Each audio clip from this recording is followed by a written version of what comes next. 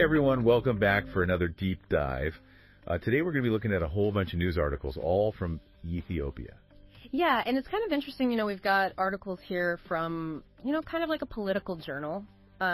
We've got stuff from, like government institutions. Mm-hmm. We've got economic stuff, talking about banking. And we've got articles on stuff like education. So yeah, it should be interesting to see, what we find and kind of the bigger picture that emerges. Yeah, and kind of see if there's any connections between everything that we find.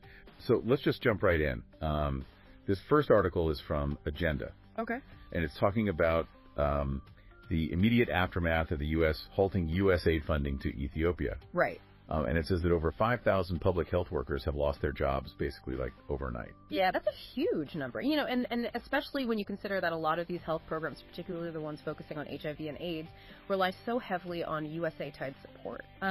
So this funding cut, it's not just about job losses. It's about jeopardizing, these really crucial health services for a lot of vulnerable people. Yeah, the article brings up Demelish, who's a father who lost his job. Right.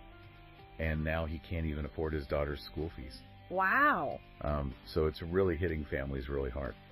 Yeah, and it's not just individual families either. The article also talks about how this funding cut is going to affect the refugee population in Ethiopia. Right. Which is already over 1 million people. Yeah, there's something like 1.1 million refugees. Exactly. In Ethiopia right now. And a lot of them depend on this aid. So this funding cut could make the situation in these refugee camps, right, like Gambela and Melkadita, even worse than it already is. Yeah, and in Gambela it's really bad. The food rations there have dropped to just 10 kilograms per person daily. Wow. That's barely enough to survive on. Yeah, it's definitely a worrying trend, and you have to wonder if this is going to exacerbate tensions. Oh, absolutely. Between refugees and host communities. Yeah, because they're all competing for the same limited resources. Right. And then there's another vulnerable group that we have to think about, the people living with HIV and AIDS. Yeah, a lot of them rely on PEPFAR for their medication. Yeah, the President's Emergency Plan for AIDS Relief, which is a U.S. program funded through UAIR. Right, so with this funding being cut, people are understandably really anxious. Oh, absolutely. About losing access to their life-saving treatment. Yeah, this whole situation, it really highlights, how risky it is to be so dependent on foreign aid for these essential services. Right. It raises all sorts of questions about, long-term sustainability and whether Ethiopia can develop its own funding strategies. Mm-hmm. Okay, so let's move on to something a little bit different. This is an editorial piece.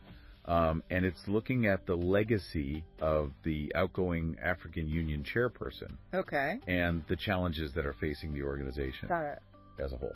So it's kind of like a retrospective looking at what he achieved and what still needs to be done. Right. And it is a very interesting analysis because on one hand, the AU gained full membership in the G20. Right. Under Mohammed's leadership. Which is a pretty big deal symbolically. Yeah, but then on the other hand, there's been a lot of criticism about how the AU has handled certain conflicts, particularly in Ethiopia and Sudan. Yeah, seems like a mixed bag. Yeah, and then the editorial also points out a big concern, which is the fact that the AU relies so heavily on external financing. Right, how much are we talking? A whopping 76% of their program budget comes from outside sources. So that makes them incredibly vulnerable to outside influence. Exactly, and also to financial instability. Yeah. That's a risky position to be in. Right. And all of this kind of ties into the leadership contest that's happening right now. Right. Because whoever takes over is going to have to deal with all of this. Mm-hmm.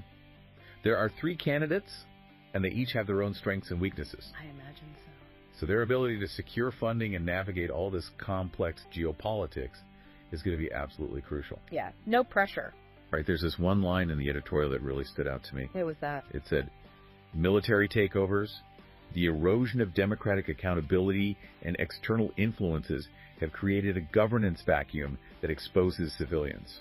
Wow, that's a pretty powerful statement. Yeah, it's a stark reminder of just how complex all these issues are. It really underscores, the need for the AAU to move beyond just symbolic wins. They need to become more proactive in addressing the root causes of these conflicts and, these governance problems across the continent. Absolutely.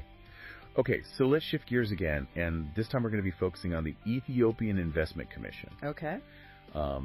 This article is highlighting some pretty concerning findings from a recent audit.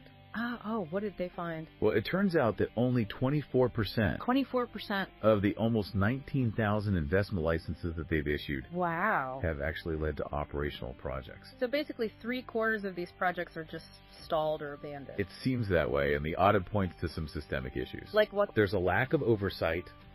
There's a lack of enforcement of capital requirements. Mm-hmm. And there doesn't seem to be a system for actually tracking the progress of investments.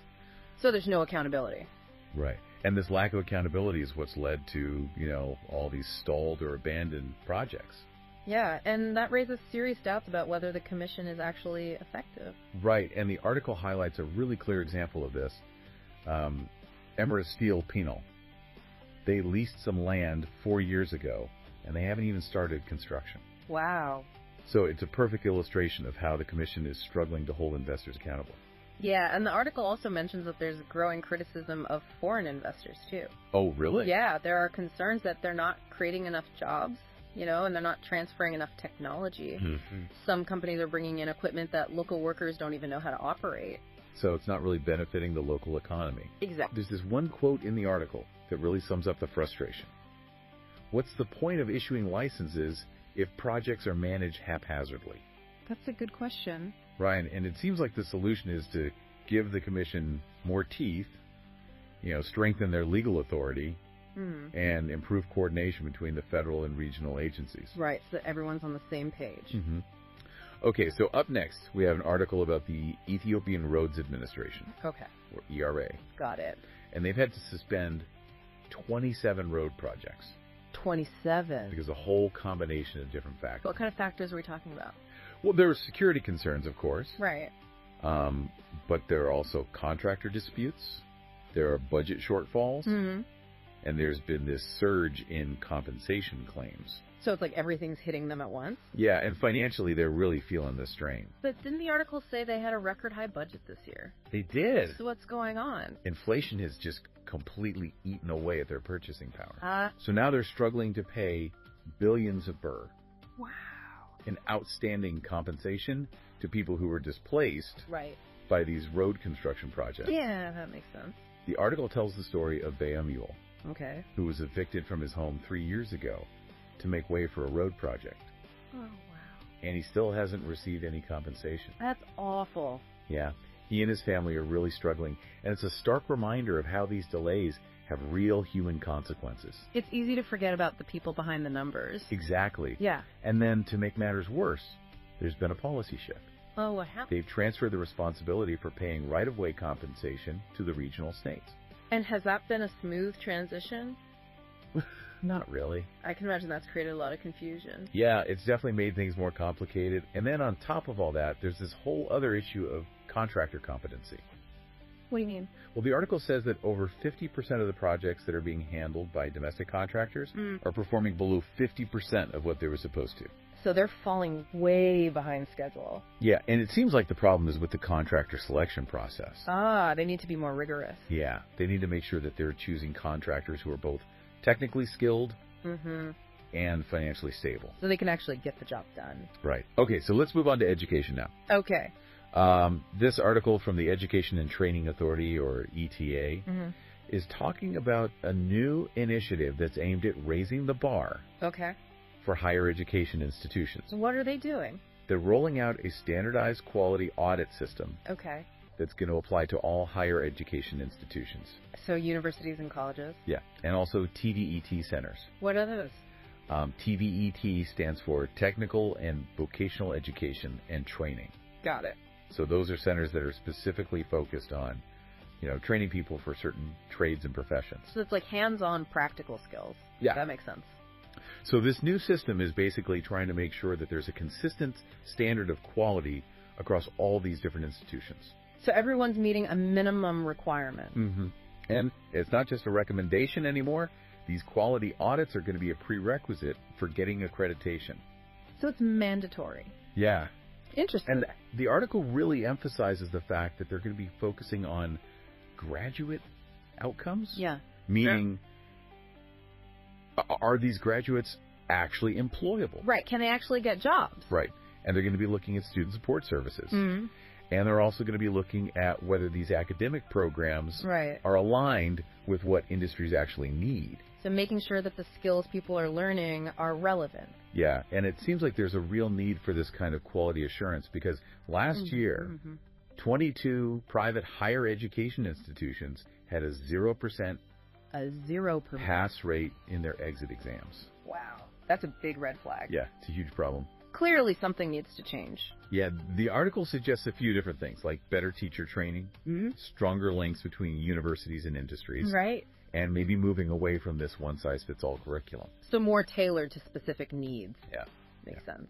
Okay, so let's switch gears one more time, and this time we're looking at the financial sector. Okay.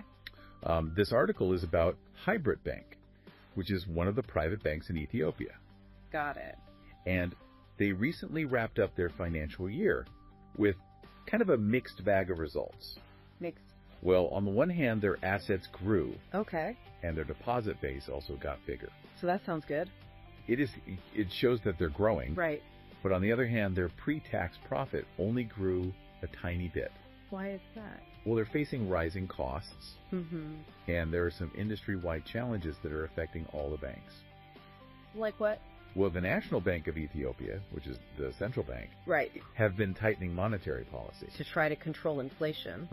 Exactly. And while that's good for the overall economy, it does make it harder for private banks Right. to make money. Because they can't lend as much. Right. And then on top of that, Hibret Bank has been focusing on expansion. Okay. They opened 26 new branches in the last year. Wow. That's a lot. It is. Yeah. And while that's good for long-term growth, it does mean that their costs have gone up in the short term. Yeah, because they have to hire more staff Exactly. and rent more buildings and all of that. Right. And the article also pointed out a potential risk. What's that? Their loan-to-deposit ratio is higher than the industry norm. And what does that mean? Well, basically it means that they've lent out a bigger proportion of their deposits, Right. which could be risky if the economy takes a downturn. Because people might not be able to repay their loans. Right, but it's not all doom and gloom. Okay. Good. Hibret Bank is also investing in digital transformation. Smart move. Yeah, they're trying to improve efficiency and make things easier for customers. So online banking and mobile banking and all of that. Yeah, exactly. And they're also diversifying their revenue streams. How so? They're even looking into interest-free banking. Interesting. Yeah, so they're trying to attract a wider range of customers. Makes sense. Okay, so let's shift gears again. And this time we're going to be talking about flour milling. Okay. And things are not looking good for this industry. What's going on? They're being hit with rising taxes, Mm-hmm. customs duties, Right. and a serious shortage of financing. Sounds like a recipe for disaster. It is, and some factories are actually having to shut down. Wow. The taxes are a huge problem, Tell me about it. especially these withholding tax requirements. Right. A lot of the millers are getting their wheat from small-scale traders, Mm-hmm. and these traders often don't have proper receipts. Oh, so it makes it difficult for the millers to prove that they've paid their taxes. Exactly. And the article gives the example of a Bat and Bahari flour factory. Okay. They're trying to avoid these tax problems by buying their wheat directly from farmers. But isn't that a logistical nightmare? It's really difficult to manage. Yeah. And on top of that, the banks have really tightened their lending. Right. So the millers can't get the money they need to buy wheat. Exactly. And then to make matters even worse, the customs duties on packaging materials have gone way up. So everything's more expensive. Right. It's like everything is working against them.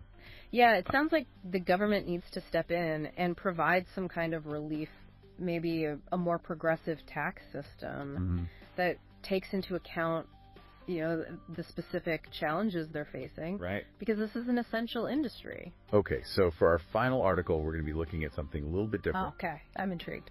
This is about Oromia Bank. Another bank. Yes, another one of the private banks in Ethiopia. Okay. And they're doing something really unusual with their board chairmanship. What's that? They're rotating it Rotating it. every 6 months.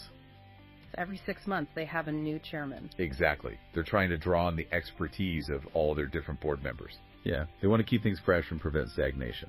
So it's kind of like a constant injection of new ideas. Right. I like it. The outgoing chairman, Asefa Sameh, did say that he was a little bit worried about the bank's recent decline in profitability. What's causing that? Well, apparently operating costs have gone up, Mm-hmm.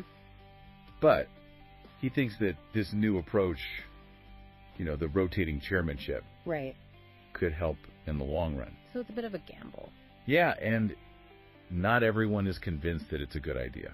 What are they saying? Some industry experts think it's going to be confusing Mm-hmm. and disruptive. Right, because you need consistent leadership. Yeah, to make long-term plans and actually execute them. Exactly. So we'll have to see how it plays out. Yeah, it'll be interesting to see what happens.